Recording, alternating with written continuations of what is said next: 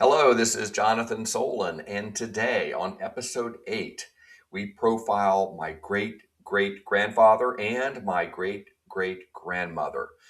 One of them dies, sadly, pathetic and alone. Which one will it be? Join the Soul Train. Hop on board.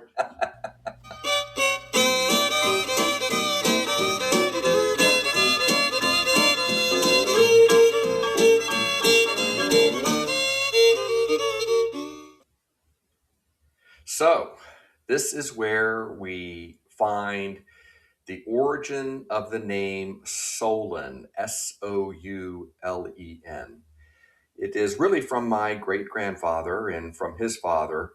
So let's go into a little bit of history here. My great great grandfather, Geert Soulen, traveled to America with his family. His father was William Garrett Zahlen, Zaalen. And in different ways, in different locations, it is generally Americanized to Soulen. They come across on a ship arriving in New York on July 3rd, 1849. Geert is 16 years old when he comes across on a ship with his family, mom, dad, and brothers and sisters. Uh, they land in New York and make their way to Milwaukee, where many of the Dutch Reformed Church did. In Milwaukee, he meets and marries Johanna T. Heinen when he is 24 years old. Geert and Johanna begin their family. Their first child is George, which we will talk more about. He is born in 1859. They have Dora Soulen and Henry Soulen in 1864. In 1865, Geert joins the 51st Infantry of Wisconsin, and he joins the Union Army at the end of the Civil War. He's only with the Union troops for 3 months before he is discharged and the unit is disbanded. They have two more children at that time after the war, John and William Soulen.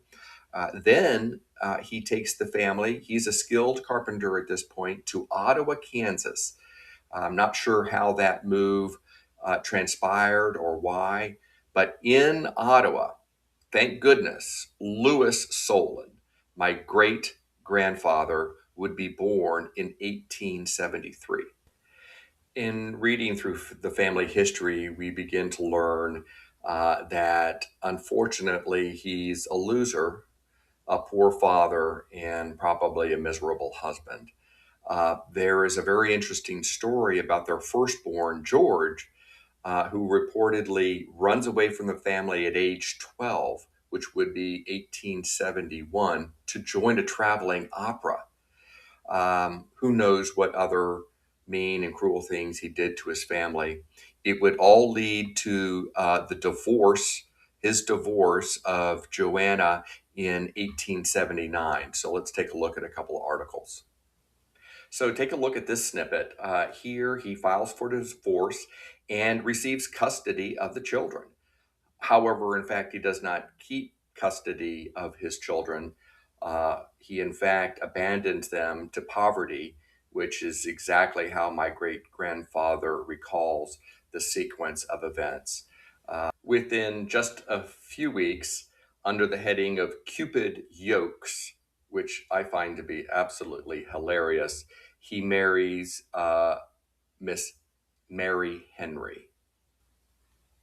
I would like to go ahead and share two articles I found about Geert, who is now divorced and remarried and abandoned his family, but he is a successful carpenter. And so here are two articles that I'm going to post, and you can pause and take a look at them, thanking him for his carpentry work. He would then leave Ottawa, Kansas, and head west. So let's take a look at a map here and take a look at the journey across the United States. He and Joanna marry in Wisconsin and have children.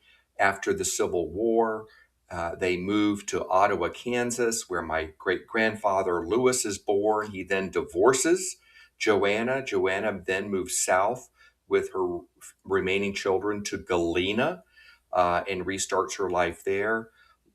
Geert travels west to San Francisco, then north to Washington, where he will join a Civil War soldier's home, and then that's where he will die.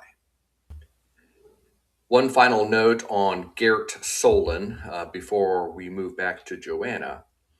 While he consistently and frequently referred to himself and is referred to as Geert Soulen, Soulen, towards the end of his life, he becomes confused, perhaps, or disappointed in himself and his poor track record.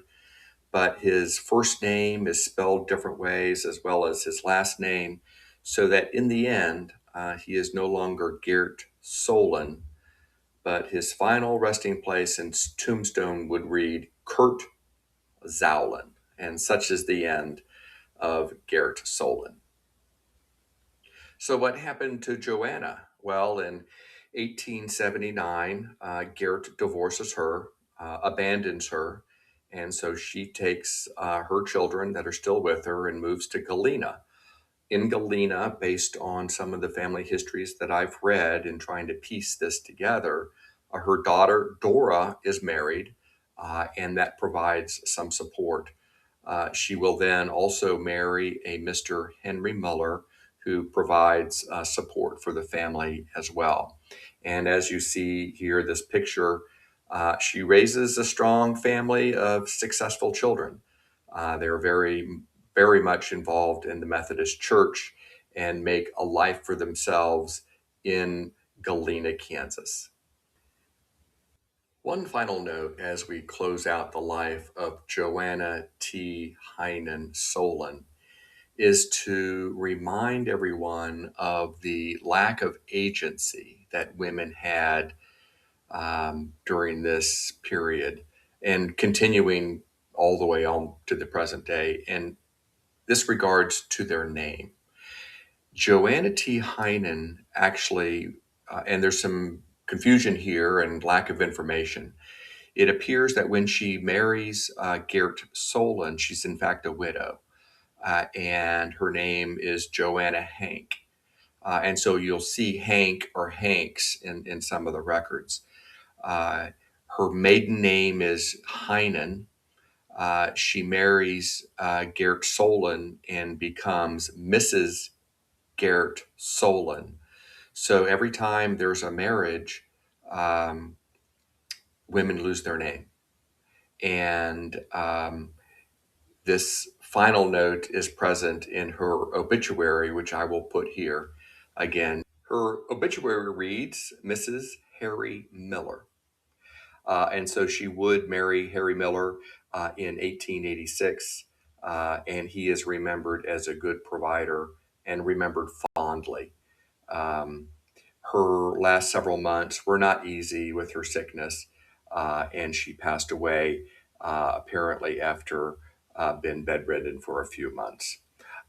Johanna T. Heinen Soulen, a life well lived, very difficult life, but one where she raises a family in the most difficult of circumstances and raises them and is a strong member of the community and well loved by her children, family, and friends. A life well lived. Until next time, hop on board the Soul Train.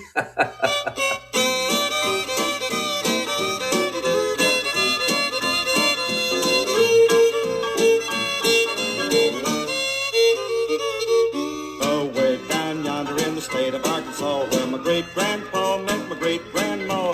They drink apple cider and they get on a jag, and they dance all night to the salty dog rag. They play an old fiddle like you never heard before. They play the only tune that they ever did know. It's a ragtime ditty and the rhythm don't drag. Now here's the way you dance to the salty dog rag.